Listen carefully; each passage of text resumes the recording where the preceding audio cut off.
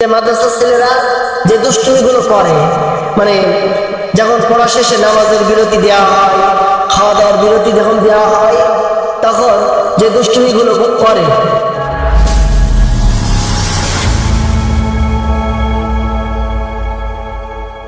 প্রিয় তাওহীদি জনতা, আমরা জানি মাদ্রাসার যে ছাত্রগুলো এরা একটু দুষ্ট হয় বেশি। আমরা জানি এরা একটু দুষ্ট হয়। মানে দেখেন, মাদ্রাসায় সবসময় হেফজখানা বলেন, মানে বিভিন্ন রকম আলিয়া শাখা, কওমি মাদ্রাসা, যে মাদ্রাসাগুলো বলেন না কেন, সব জায়গায় কিন্তু ক্লাস রানিং অবস্থায় ছেলেপেলে কিন্তু শয়তানি করতে পারে না। প্রিয় ভাইরা, এক আদিকালের এক জামানায় এক হেফজখানায়, প্রিয় ভাইরা, সেই হেফজখানায় এক বাবুর্চি রান্না করতো।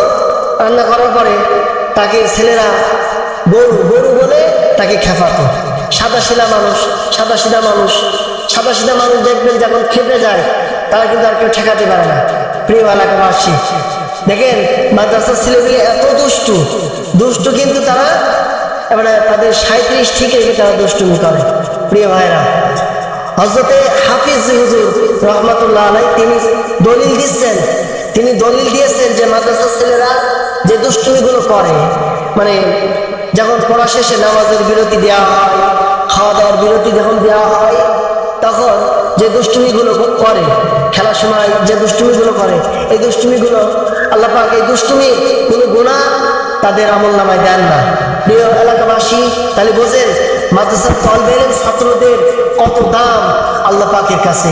প্রিয় ভাইরা, যখন মাদ্রাসার ছেলেরা রাস্তা দিয়ে হাঁটে, তখন আল্লাহর ফেরেশতা নূরের পর বিছিয়ে দেন। আল্লাহর ফেরেশতারা কি করেন?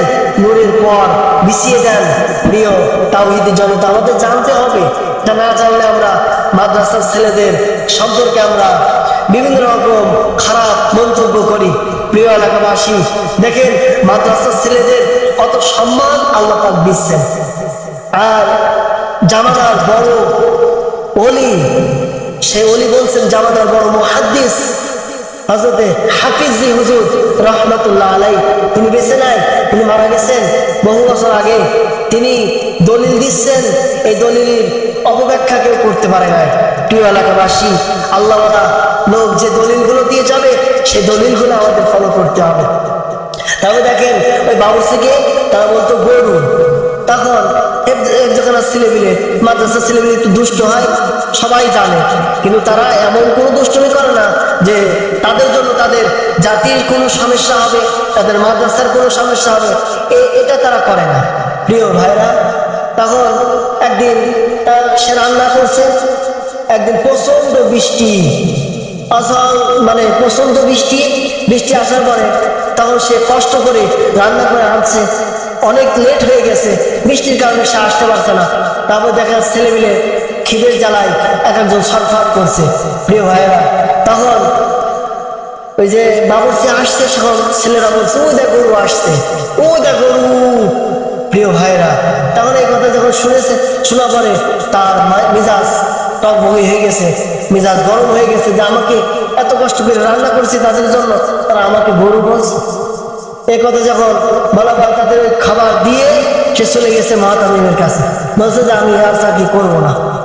সে বিদায় নেওয়ার পরে সে রাত্রে ঘুমের মাঝে স্বপ্ন দেখে সারা পৃথিবীতে কিয়ামত শুরু হয়ে গেছে। কিয়ামত শুরু হওয়ার পরে তখন, এটা কিন্তু কোরআন হাদিসের ভিতরে না, আমি এটা বলছি, কোরআন হাদিসের ভিতরে না, আপনারা কোরআন হাদিস ঘুটেও পাবেন না। প্রিয় বন্ধুগণ, এটা সামনে এসে গেল, এই জন্য বললাম, মুরব্বীদের কাছ থেকে শোনা যে তখন সারা পৃথিবী কিয়ামত শুরু হয়ে গেল, সকল মানুষ তুলসিরাত পার হয়ে যাচ্ছে। তারপরে ওই যে বাবুর্চিটা গরু, তাকে ছেলেরা বলতো গরু, তখন দেখা যাচ্ছে ফুলসিরাতের কোলে ছেলেরা ঘোরাফেরা করছে, আনন্দ করছে, হই হুল্লা করছে। প্রিয় ভাইরা, তখন ওই গরু যখন পার হবে, গরু তখন অনুমতি আসেনি, তখন বলছে ছেলেরা যখন দুষ্টুমি করছে, ফুলসিরাতের পাশে হই হুল্লা করছে, তখন একজন ফুলসিরাতের পাশে হইল্লা করার পরে আল্লাহ বলছেন তোমরা জান্নাতে চলে যাও। একজন যে ব্যক্তি একটা ছাত্র দেখে ফেলেছে, ওই যে গরু দাঁড়িয়ে রয়েছে, তখন সবাই চলে এসলেন, এসে বলছে ওই যে গরু দাঁড়িয়ে রয়েছে, ওকে জান্নাতে নিয়ে যেতে হবে। সবাই তাকে উৎস করে আল্লাহ জান্নাতে নিয়ে গেল। প্রিয় বন্ধুগণ, সেখন তার ঘুম ভেঙে গেল। প্রিয় ভাইরা, মাদ্রাসার ছেলেদের খেদমত করলে কি উপকার হয়।